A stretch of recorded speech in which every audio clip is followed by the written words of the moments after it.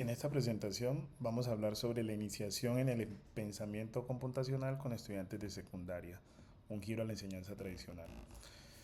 Quien presenta, Wilmer Ríos Cuesta, soy profesor de la institución educativa Gilberto Alzate Avendaño, ubicada en Medellín, Colombia.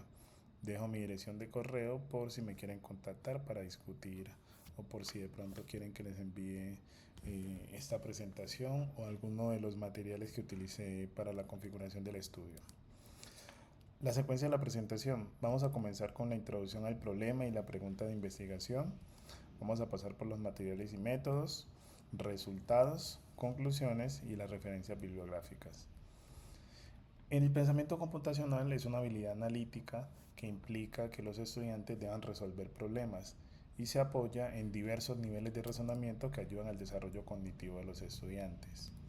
Esta habilidad promueve el análisis de datos, la modelación de fenómenos, la identificación de patrones, la abstracción y generalización. Y se considera también como un proceso de pensamiento que utiliza los elementos de abstracción, generalización, descomposición, pensamiento algorítmico y depuración, en particular la detención y corrección de errores. La resolución de problemas, en el caso particular de este estudio, es una de las actividades centrales de la práctica matemática. Entonces hemos puesto el foco en esa práctica en particular, dado que los estudiantes, de acuerdo a algunos documentos curriculares emitidos por el Ministerio de Educación Nacional, deben ser capaces de resolver problemas, y ese es el corazón de la práctica matemática. Con ella los estudiantes avanzan en su desarrollo cognitivo y en la configuración de heurísticas para abordar diversos tipos de problemas. Así pues, el pensamiento computacional se puede desarrollar mediante el uso de papel y lápiz, no necesariamente tiene que ser con actividades conectadas o con el uso de material o tecnologías digitales, ya que se promueve la resolución de problemas de una manera inteligente y creativa, las cuales son cualidades humanas que no se desarrollan por medio de las computadoras. En la literatura científica se encuentran estudios basados en la programación por medio de bloques, la robótica educativa, la programación enfocada en el código y el uso de videojuegos. Pero son pocos los estudios que utilizan actividades desconectadas para que los estudiantes puedan empezar a desarrollar pensamiento computacional. La pregunta de investigación que orienta este estudio es: ¿cómo reaccionan los estudiantes a la implementación de tareas que requieren el pensamiento computacional para su solución? Como materiales y métodos, nosotros nos situamos en un paradigma netamente cualitativo mediante un estudio de casos cuyos datos se recolectaron en una institución educativa pública en el municipio de Medellín en el año 2024. La población objeto de estudio comprendió 102 estudiantes de séptimo grado cuyas edades oscilan entre los 2 y los 15 años. Se hizo una intervención durante 3 semanas en la cual, en la primera fase, se realizó un diagnóstico para conocer cuál era el nivel de los estudiantes en tanto a la generalización de algunos patrones figurales, dado que este estudio se enfoca en la parte matemática del pensamiento computacional. Posteriormente se aplicó una secuencia didáctica que pretendía que los estudiantes se enfrentaran a situaciones en las cuales debían emerger algunas estrategias similares a las que se plantean dentro del pensamiento computacional. Se hizo una intervención durante 3 semanas. En la semana 1 se les dio a los estudiantes una definición de lo que era pensamiento computacional, se les solicitó que escribieran algunas rutinas o actividades diarias y que las pudieran escribir de modo de que empezara a estructurarse una secuencia lógica de pasos para poder realizar una actividad por más sencilla que ésta fuera. En la semana 2, los estudiantes describieron algunos algoritmos para realizar tareas básicas y en la semana 3 los estudiantes realizaron actividades de generalización de patrones figurales y se hizo una evaluación que nos permitió recolectar ciertos datos. Como tareas iniciales, nosotros les presentamos a los estudiantes estas 4 tareas. Los estudiantes estaban agrupados en grupos y cada grupo tenía una actividad de esta. Se buscó de que al menos en el aula 2 grupos distintos tuvieran la misma actividad para que luego pudiéramos confrontar el algoritmo que configuró cada uno de los estudiantes. Entre ellos, por ejemplo, para lavarse las manos, para preparar un sándwich, para amarrarse los zapatos o para tomar un baño.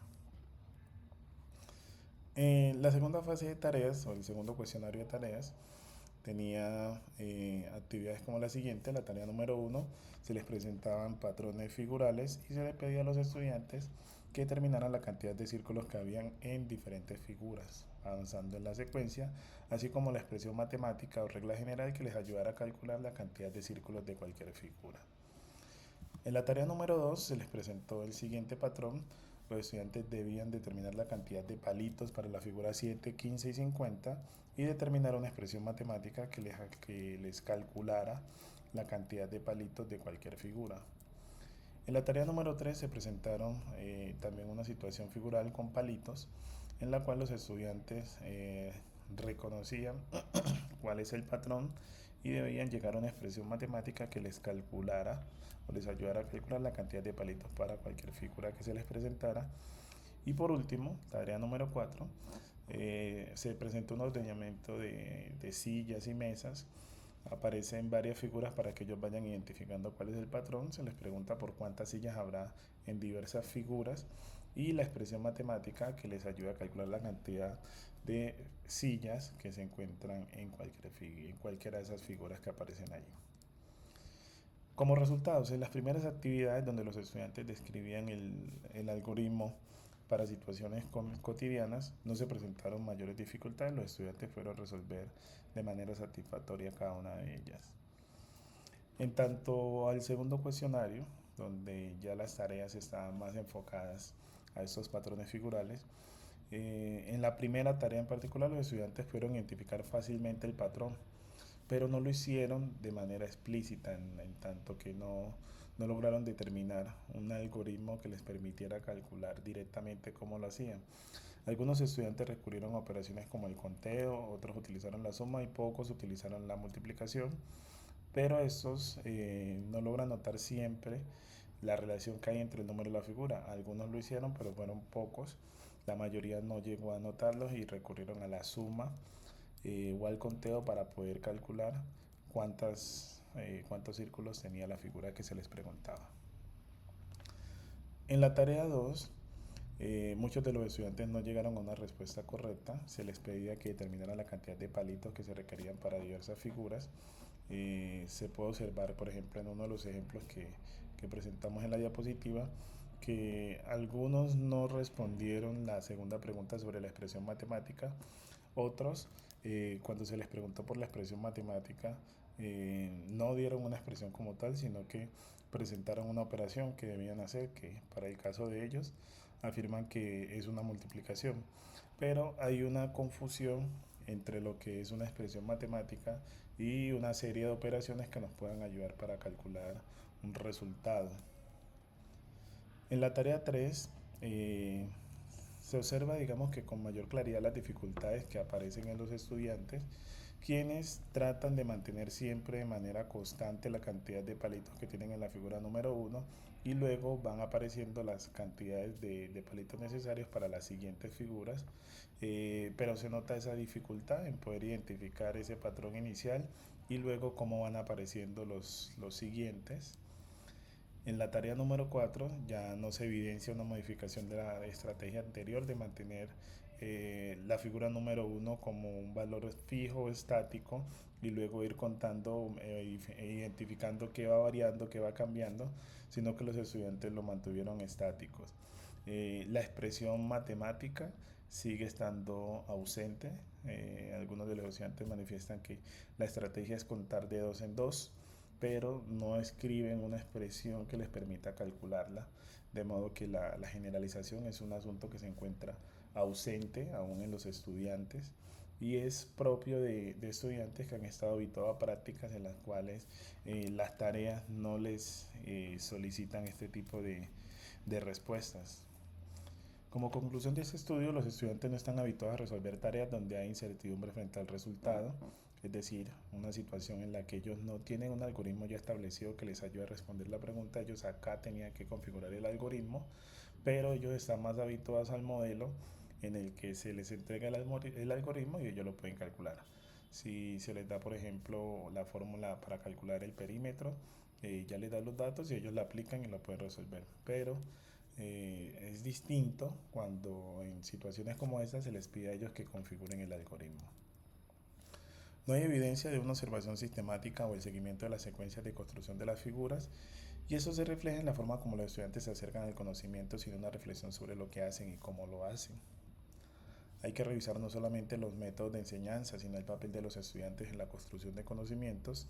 El hecho de presentarle los conceptos para que sean memorizados no ayuda al desarrollo de pensamiento crítico y reflectivo, y eso acarrea bajos desempeños en los momentos en los cuales los estudiantes deben utilizar mayores niveles de razonamiento para resolver las tareas que se les presentan. Se observó que los estudiantes no asignaron responsabilidades dentro de su grupo, si bien el trabajo era para hacer en equipos.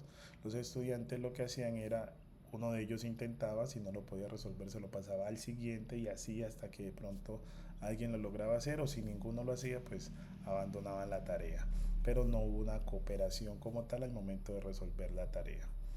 Se deben hacer esfuerzos para superar la concesión de aprendizaje, de modo tal que se supere la memorización. Para que ello debe mantenerse a largo plazo esta intervención que se ha hecho, no solamente mantenerla en 3 semanas, sino que tiene que ser una práctica sostenida en el tiempo, y el uso de tareas que requieran analizar la información, tomar datos, conjeturar, probar, entre otras actividades propias del razonamiento, las cuales son propias de un razonamiento de orden superior. En tanto a las referencias bibliográficas, presento aquí un código QR en el cual ustedes pueden escanearlo y acceder a cada una de las referencias que fueron utilizadas dentro del estudio. Sin más, espero sus comentarios, dudas, preguntas. Muchas gracias.